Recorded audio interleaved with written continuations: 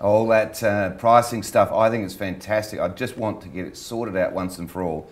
And John Rao, who's been really on the real estate industry's case, actually I think is doing a hell of a lot of good. And I want to get John back on again now that he's the Attorney General and find out where he's at. Also, Jay Weatherall has actually agreed to come on the show. We just need to get a time. So we'll see a bit of the pollies and find out exactly what's happening in the halls of power, if you like, hopefully in the next month or so on the show. But right now, right in the studio, one of those big hitters in property is the Director of the HIA, Mr. Robert Harding, and the South Australian and Northern Territory Executive, I understand. Robert, how are you going? Thank you, Anthony. Very good. Thanks very much. Now, Robert, you are clearly the man about town when it comes to building and so on, but just before we get into the interview, what is the Housing Industry Association? Which group do they represent? We represent most of the residential builders in South Australia. We've got over 90% coverage of residential builders, but we also cover a lot of the contractors. And as you would know, Anthony, subcontracting is very heavy in residential buildings. So most of our workforce is subcontractors. Many of those are members of HIA, but so are the manufacturers and suppliers such as CSR, Borrells, Stratco, those type of people who service the residential market. Now, just for a bit of trivia, back in 1980 to 85, I used to sell building contracts. So I used to use the HIA contracts all those years ago and dealt with the whole building industry, which I think is the pulse and almost the foundation of residential property, because it's the thing that's creating stock. Mm-hmm. What state are we in? It's February, March, well, 29th of Feb, so we're virtually March 2012. How does it look? What's the landscape? Well, look, certainly over the last 2 years we've seen a substantial reduction from the highs of 2010, when we were probably doing about 11,500 starts. We're down significantly on that. We're down about 30% on those figures.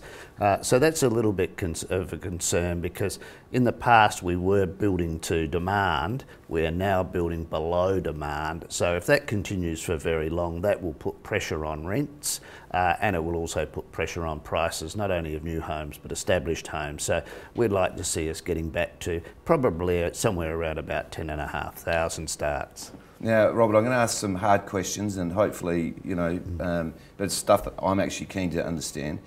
There's been a lot of advertising by builders that historically just never advertised, so presumably that's because they're trying to get extra business? That's right. It's very competitive out there at the moment for building contracts. So although the numbers are down a bit, I guess what I'd say to anyone who's contemplating building, now's a great time to talk to your builder, because they will be trying to do a deal for you. So now's the time to really think about it. And just at the moment we have available trades, and it's not just the trades we have available, but really good trades as well. So we're able to, build time has come right down. That means a savings so far as payments on interest are concerned. So it is a good time for the consumer just at the moment. So is there an average build time? Look, it varies greatly depending upon the type and style of construction you have. We generally work on around about 14 weeks. Okay. And yeah, look, some of our project builders are able to bring that down substantially, but a lot of the time it depends upon the availability of the trade coming through for the next stage of the work. And as I said before, that's quite good at the moment. Now, Robert, being associated with the building industry and working sort of akin with it, I hear stories of a lot of builders going broke at the moment. Is that rumour or is that actual? Well, look, certainly a couple of builders have left the industry. I don't think there's so much of builders going broke, but I think that what's happening is some of those who are perhaps reaching the end of their careers are not extending their careers. So they're getting to 55, 60 and saying, well, look, it's been pretty hard work for a long time for us. In this market, is there really an incentive for us to continue beyond that? So they're saying, well, look, perhaps it's time to slow down. So while we have seen one or two builders leave the industry because of financial pressure, I think it's more a lifestyle choice, being in a difficult market, that has led to some of them leaving. So just for those listening and they're thinking of picking a builder, can they ring the HIA, or are you, because you've got all members, you can't give a recommendation? Or how would they go about, one, checking out a builder, and two, once they have decided on a builder, what what protection do they need to check on to make sure that they don't get caught with it? Look, I think there's a couple of simple things that people can do when they're choosing their builder. First of all, they should go on to the Consumer and Business Affairs website and check that the builder is appropriately licensed, that they've got the licence to do the work that they're... So you just dial it up? Just go onto the web, and you will also see if there's been any disciplinary action against the builder. Is that right? Yeah, you can check that on the web. That'd be snoopy. Bit interesting, wouldn't it? Second thing, they should make sure that they are a member of the HIA, because we have our own internal disciplinary structures, and we try to make sure that the builders who are members are reputable builders. But probably the other thing they can do is actually ask the builder for the names of people that they've built with in the past, and get contact, and just speak to them about what their experience was, and that can give them some peace of mind. Now, we've been involved in selling up the odd property over the years.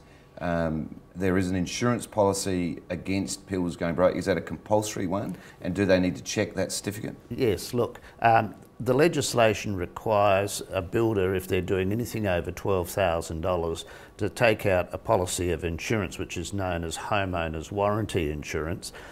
Very important that people understand that that's not insuring the building. Some people get confused about that and think that if they've seen a certificate from homeowners warranty that the building's actually insured. That's not the case. This insurance simply covers the purchaser if the builder goes broke or leaves the jurisdiction or dies during the course of construction. Then the insurer will come in and complete the project. So it is limited cover, but it has to be there by law, and the builder should produce the certificate to the purchaser. Robert, I've got 100 more questions, but we'll come back later in the show and answer a couple more. Sure. Okay, now let's go and have a look at some sold properties and gone.